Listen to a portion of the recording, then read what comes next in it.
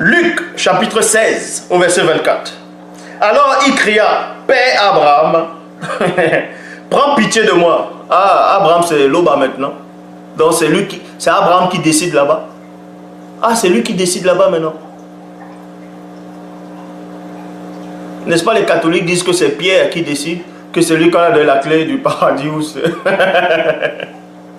Donc, Luc 16, 24.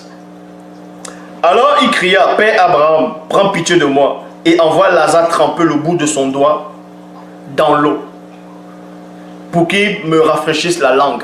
Virgule, je m'arrête dans la virgule.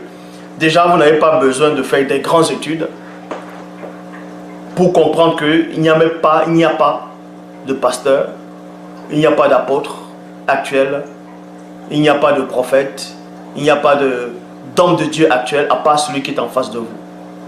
Tout simplement. Pourquoi? On va relire.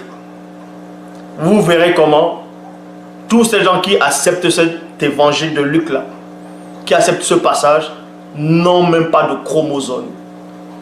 Vous n'avez pas d'intelligence. Même des moutons sont plus intelligents que vous. Pourquoi? On va relire.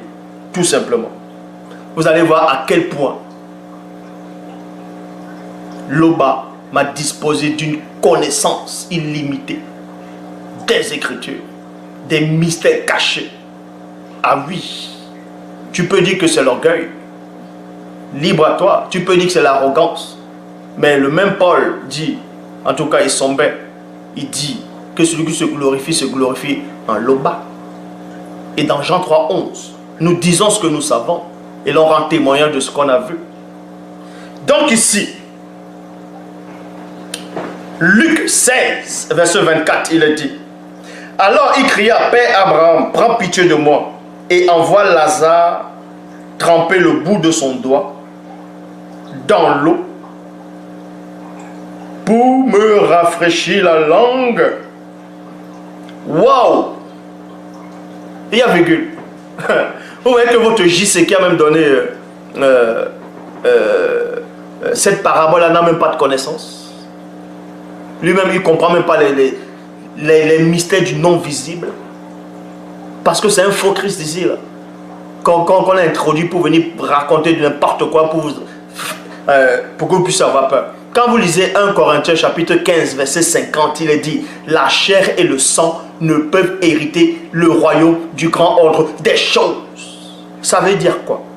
Ça veut dire que quand vous mourrez physiquement, vous allez soit dans le séjour des morts, dans l'après-vie, vous ne pouvez plus avoir soif là-bas. Cette notion n'existe plus, avoir soif. La soif c'est sur la terre. Est-ce que vous comprenez? Non mais soyons un peu sérieux. Donc, là-bas, il a chaud. Lazare doit tremper le bout de son doigt sur l'eau et pour qu'il vienne rafraîchir sa langue. Vous ne voyez pas que ce sont les choses de la chair?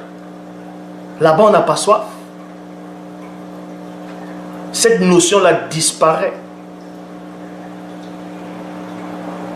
Puisque l'Ecclésiaste le dit, que les morts n'ont plus de souvenirs. Ils n'ont pas d'intelligence, ils n'ont pas d'activité, il n'y a rien. Et ils n'auront plus rien à voir avec tout ce qui se passe sous le soleil. Ça veut dire, avoir soif, c'est sous le soleil, ce n'est pas de l'autre côté. Vous voyez, vous ne comprenez même pas les Écritures, parce que vous ne savez même pas déjà lire. Vous ne pouvez même pas, vous savez. Donc, vous voyez,